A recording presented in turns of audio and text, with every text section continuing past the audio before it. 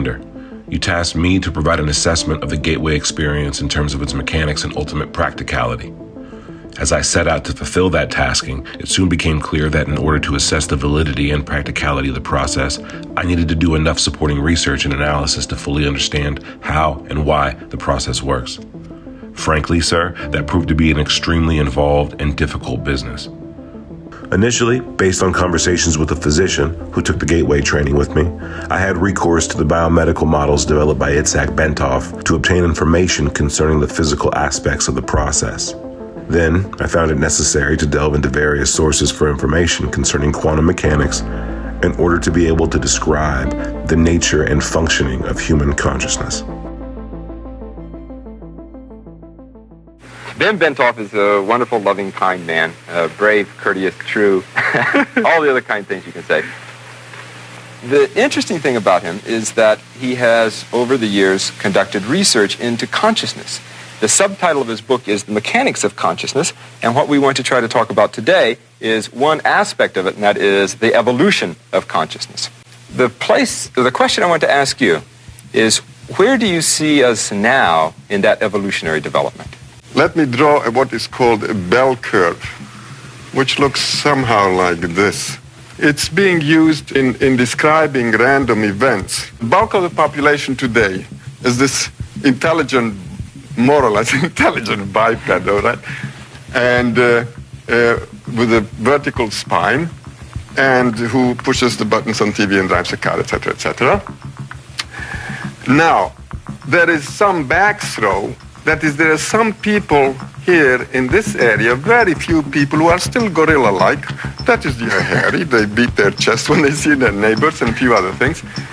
And then we have other people who are here in this corner, very few of them, who are very highly developed, because we say that evolution is now pushing mankind in this direction, away from the gorilla types, towards the very highly evolved people. At this point, we're here.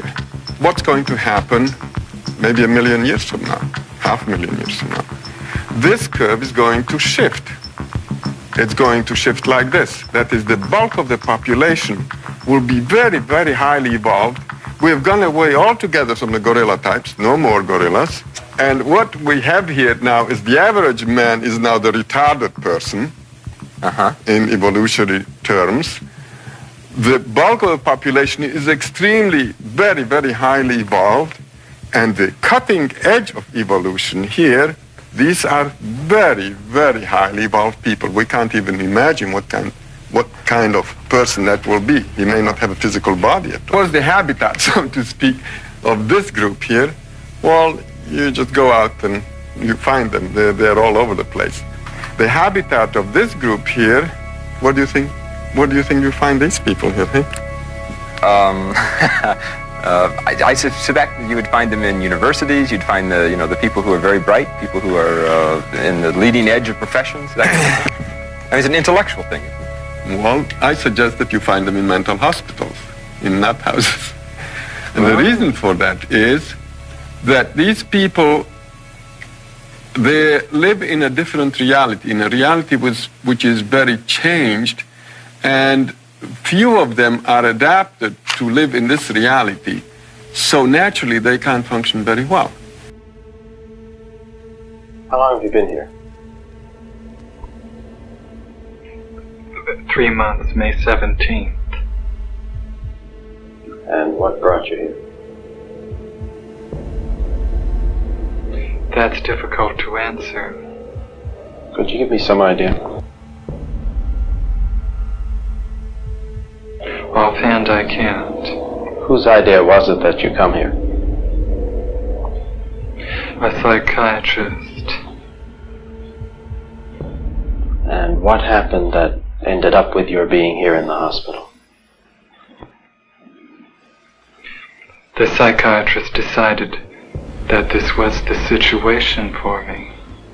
So the only safe place, only good place for them would be the mental hospital, unless they can integrate their different view of reality with their daily lives. The Tourette syndrome, this is where people have nervous tics. Yeah, there tend to be sudden violent movements and tics and impulses, and It's often associated or maybe associated with great bursts of creativity. it can go with it. In general, the mind is swifter, associations can be accelerated, things can be noticed at great speed. Sometimes one has the feeling of people with Tourette syndrome moving and fast forward. The question is then really whether they can hold together and whether they can integrate. Now, if they can integrate it, then we have people like Newton, like Darwin, like Faraday. These are the so-called geniuses. The thing that I'm not certain that we have talked about is what is it that is evolving? Let's put it this way. The nervous system is the thing that is evolving, and the nervous system is supported by a skeleton of bones and muscles and tissue, etc., etc. Now, the nervous system is that thing that gives us the picture of our realities. That is, our realities, that reality which you see all around you, the flowers and the chairs and the microphones and the teacup, is given to us by our senses. All our senses are limited. So, with these limited senses, we naturally are seeing through a very narrow kind of tube or very narrow slit in the total reality there is. We perceive the entire universe through this little tiny slit of colors we call visible light. To us, that's the universe, everything, right? But in reality, it's not. It's just a tiny little sliver. Mm-hmm. Now, as you're evolving, what happens is that slit opens up more and more and more. So you see more and more of that reality, and we assume that we see different realities. They're not very different realities, but rather a very extended, broad view of one very large reality. The Bible mentions maybe 4 to 6 colors maximum. Yeah. That is what people saw just bare maybe 4,000 years ago. Nowadays, we see hundreds and thousands of colors. That is, our visual system has evolved. Mm-hmm. Our fellow mammals, like cows and horses, see only black and white. Uh-huh. So this is one example of the evolution of the nervous system. The senses are an extension of our nervous system. Our eyes, our ears, etc., are an extension of our brain. So to speak. Okay, so now, before you were talking about the people who were the mutants, either being in the mental hospitals or being geniuses. Yeah. These are people who have expanded perception, and hence they can see a reality which ordinary people at this stage of evolution are not able to see. Correct. What is the nature of that reality which they're able to see? Well, that is classified as a non-physical reality sometimes. We can take an example, say, well, let's take a simple example. The family sitting at dinner table, he looks up and suddenly he says to his mother, "Hey, Ma, look at, there's our dead grandmother is standing in the corner." Mother looks around and says, "No, there's no grandmother there." And she says, "Well, kiddo, there's something wrong with you. You need help." This is called a psychotic episode or acute schizophrenic break or whatever it is. And what you would say is that there's a good chance that that kid is seen. Very good chance that the kid has a spontaneous opening of his senses. So that the evolution has been rushed up or hurried up? Yeah. Now, this actually happens. There are techniques to do this. But the Eastern people, the yogis, have developed systems to do this, to push the nervous system rapidly. But it happens very often spontaneously without someone trying to do anything about it, and just happens.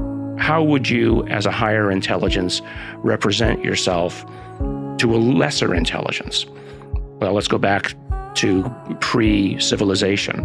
Maybe you show yourself as the spirits in the forest, and you give messages through that. Once you get a little bit more civilized, then you show yourself as the gods. And then you're God. Well, we don't believe in God anymore necessarily. Not everybody does.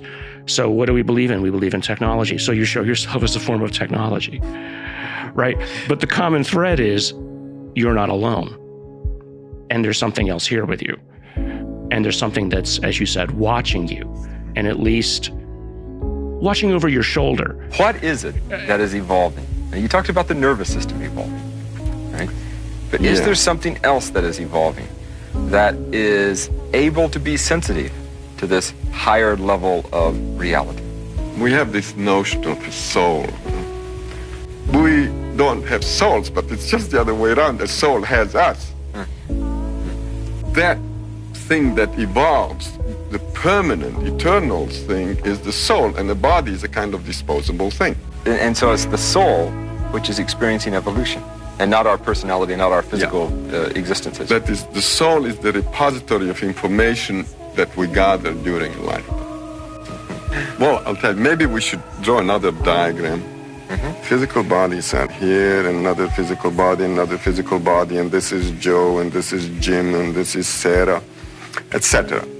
Now, clearly, on the this is the physical level, yeah? Now, on this physical level, we're all separate. You sit there, and I sit here, and we're all separate. Now, let's draw another level. This level is slightly higher, and let's call this the level of the soul, yeah? Well, there will be some mingling here. Let's draw this person as extending to practically infinity this way. Now look what happens. At the physical level, we're separate,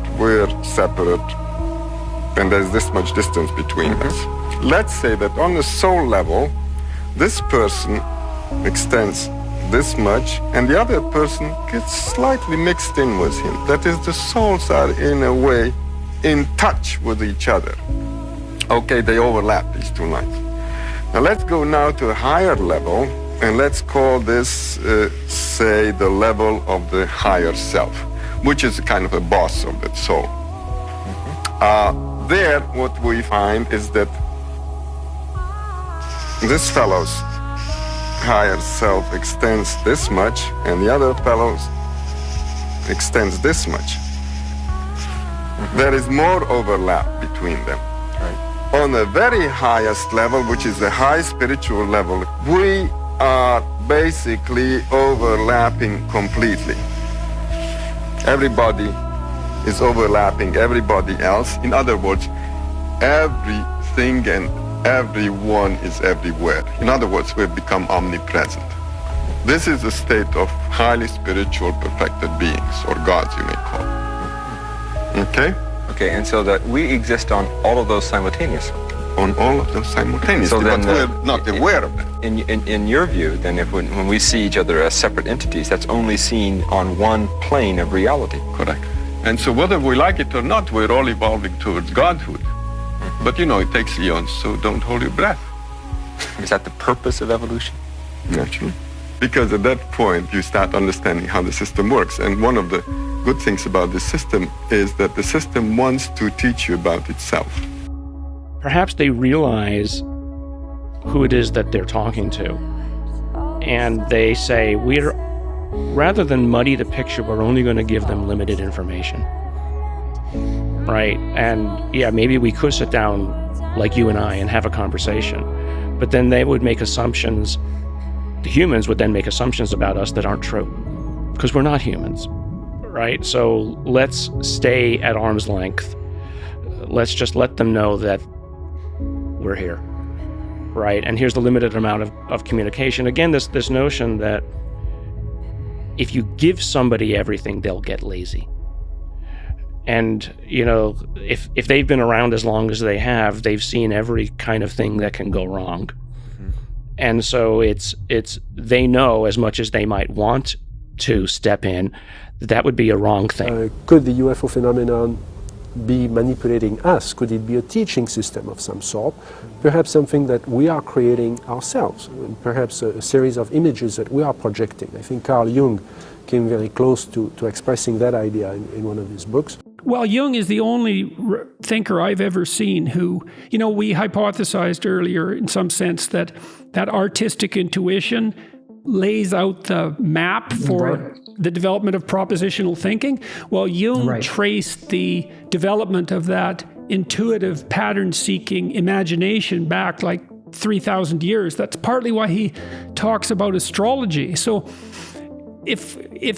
when we looked up in the night sky, let's see, prior to the development of astronomy, what we saw, we didn't know what we were looking at, right? It filled us with awe, but we didn't know what we were looking at. So we populated the sky with figures of our imagination. That's the constellations, and it was a way of orienting ourselves. So if you look at astrology, psychologically, what you have is a vast storehouse of the contents of the human imagination. Now, in astrology, there was the idea of a certain kind of progression through the eons. Well, Jung believed that the fantasy that underlied astrology was so deep that it had sketched out the map for the trail that we're actually walking down. I don't understand. And so that. reading it, well, so the artists have intuitions about what's coming. So they're the first people in the unexplored territory, and then the more propositional philosophers and such, and the scientists, they fill in the details. But the trailblazing has already been done by the imaginative and the intuitive. Right. And so Jung, in Ion, Jung tracks, well, that's okay. In Ion, Jung tracks the contents of that imagination back several thousand years, and also lays out something like a scheme for the future. So, for example, he believed that, this is so strange, man. He believed that the idea that there were wise men who saw a star that signified Christ's birth was actually a reference to the astrological idea that something new would be born at the dawn of the age of Pisces. Pisces How does that get to one fish. star? Well, because they were interpreters of the stars. You could telefactor information into the sensory system of a human, right? But then each human is a little bit different. So either you know enough about them to tailor it to that individual, or you just basically take advantage of whatever the sensory net is that individual has. So if you happen to be good at sound, or you happen to be a very visually inclined individual, then maybe the sensory information that you get that's most effective in terms of transmitting information would come through that portal. How many musicians get songs in dreams? Yeah. Chris Bledsoe is a famous abductee from North Carolina, and he said that I was told by the guardians, he called them the guardians, that the message is in the music. He mentioned two songs. One was Kashmir by Led Zeppelin.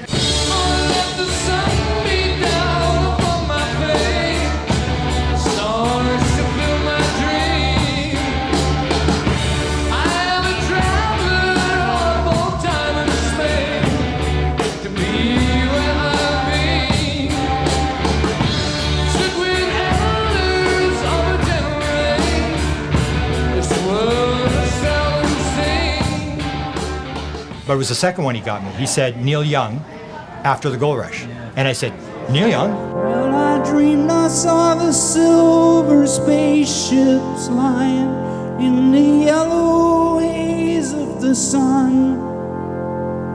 There were children crying and colors flying all around the chosen ones. All in a dream, all in a dream. The loading had begun. We were flying Mother Nature's silver sea to a new home in the sun. It basically says, we're treating the world like a gold rush. And when the gold is gone, it's going to become a ghost town. And the silver seeds, the flying saucers, are going to come down and take the chosen ones to another planet.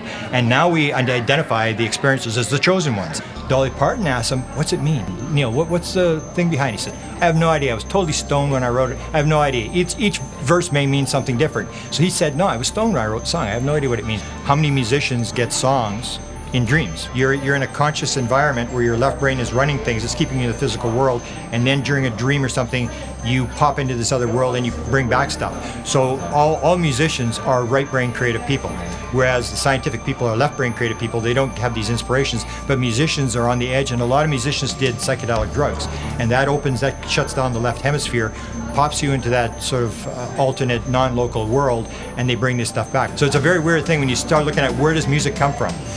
Because most musicians, you're sitting there and you're waiting for an inspiration, you're waiting for something to come, and they're sitting there waiting for an inspiration to come, and that's basically how it's working. And there's even, I'm now going to do a thing on lucid dreaming. How many people can use lucid dreaming? If you can learn to lucid dream, you can actually go into the lucid dream and pick up songs. Right. And there's a guy actually here that has the Periods on Mars. He's the musician here, and he tells a story about getting this dream where he hears this guy sing a song or play a song, and he comes back and he reproduces the song. And a number of musicians will talk about this as well.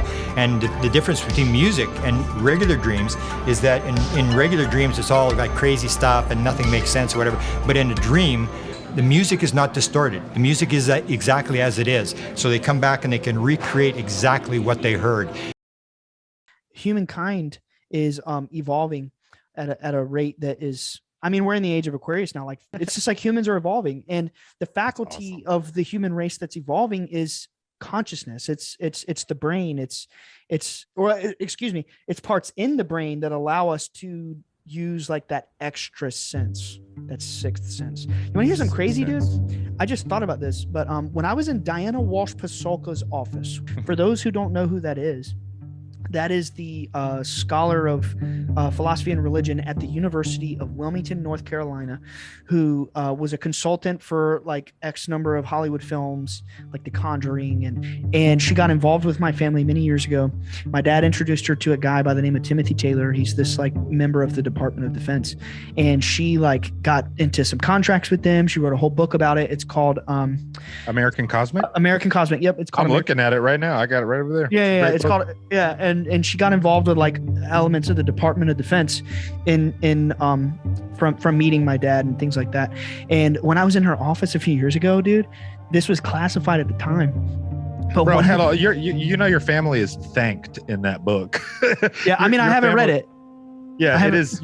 Yeah, she literally straight up shouts out the Bledsoe family. Like, your family is in the book, basically. And anyway, so when I was in her office a few years ago catching up with her, like I first moved to Wilmington, which is where she lives too, you know. And I was sitting there, and she like made me put my phone in the other room, super paranoid about like people spying on us and things like that, and put my phone in the other room. We had this riveting conversation, and one of the things she told me, dude, was what she had learned from the Invisible College, which for the listener who doesn't know, I'll just catch you up really briefly. The Invisible College is a very high level, elite scientific community within the Department of Defense and academia, like college, you know, universities and such. And one of the things that they told her was that the human race is evolving, and there's a part of the brain she didn't, at the time she wouldn't tell me the part of the brain. She said it was classified. So this is no longer classified? No, I'm about to tell you what it is. But she told me that was one of the things in the Invisible College that they knew, that they could detect from this element of the brain that has evolved, who has psychic potential. Like, everybody has psychic potential to a degree, but there are certain people being born throughout the human race who have an evolved caudate putamen. This is what she told me. She said, I don't know the part of the brain, it's classified, but I know that they know in the Invisible College in the United States Department of Defense. She said, I know they know that your family is incredibly psychic, and they construct these elite groups in the Department of Defense based on other psychics with this evolved part of the brain. They had detected that the caudate putamen. Later, I found out the research was declassified by this guy named like Gary Nolan or something like that. Did the research, another figure in her book. What's common about the brain of people who encounter UFOs? When we were looking at the brains of these individuals, we noticed something right in the center of the basal ganglia in many of these individuals that at first we thought was damage. It was basically an enriched patch of MRI-dense neurons that we thought was damage, but then it was showing up in everybody, and then we looked and they said, oh, it's actually not. The other readings on these MRIs show that actually that's living tissue. That's actually the head of the caudate and the putamen. And at the time, and I remember even asking a good friend of mine at Stanford, who is a psychiatrist, what does the basal ganglia do? He said, oh, the basal ganglia is just about movement. and nerve and motor control. And I said, well, that's odd because, these other papers that we were reading at the time started to suggest that it was involved with higher intelligence and is actually downstream of the executive function and involved with intuition and planning. And then if you think about it, if you're going to have motor control, which is centralized in one place, motor control requires knowledge of the environment. You don't want to move something and hit the table. Or if you're walking across a room, you want to be aware and cognizant of what you might bump into. So obviously, all of that planning requires access to all the senses. So this is one example of the evolution of the nervous system. The senses are an extension of our nervous system. Our eyes, our ears, etc., are an extension of our brain. It requires access to your desires, memory, knowledge of where and what you want, and desire to walk near or by. Like I use the example of you're at a party, you want to avoid that person, you like that person, the waiter's about to drop something. All without thinking, you maneuver. Okay, and so that we exist on all of those simultaneously. On all of those simultaneously, so then, but we're not aware of them. In your view, then, when we see each other as separate entities, that's only seen on one plane of reality. Correct. So that actually, all that planning is done in the basal ganglia. And it's actually now called the brain within the brain. It's a goal processing system subservient to executive function. So what we think we found there was not something which allows people to talk to UFOs. I mean, I think the UFO community took it a step too far. What I think we found was a form of higher functioning and processing. Let's go now to a higher level, and let's call this, say, the level of the higher self, which is kind of a boss of the soul. So what we then looked at, and this was the most fascinating part of it, we looked then at individuals in the families of those, let's say the index case individuals, and we found that it was actually in families. And more so, this is the most fascinating part, we've probably looked now at about 200 just random cases that you can download off of databases online. You don't see this higher connectivity. You only find it in what Kit Green would have called, or has called, higher functioning individuals, people who are, he called them savants. I don't have the means to, we haven't done the testing. Now, take like this fellow, St. Paul, yeah? He's going or walking or riding to Damascus in the olden days. And suddenly this big ball of white light descends, and Jesus standing in the ball of light, and he says, hey, why don't you lay off of my people and stop doing whatever you're doing and all that? And he's very impressed, and he's even blinded, and he falls down, and one thing and another. But anyway, he makes it somehow to Damascus. And there he starts a big campaign, and he talks about his experience and the big public relations thing, and he got the thing going. He got the church built, and the Judeo-Christian ethic came out of this, and bingo, and all the things that, that go with this. So we've got something. Yeah. Now, suppose the same thing would happen, and this fellow, so St. Paul, say, is driving down on Route 128. The Vatican Archive, it has so much that's not yet translated into different languages, into even modern languages. And there's so much there that can tell us about what we are experiencing now. In the olden days, these kinds of things used to be called miracles.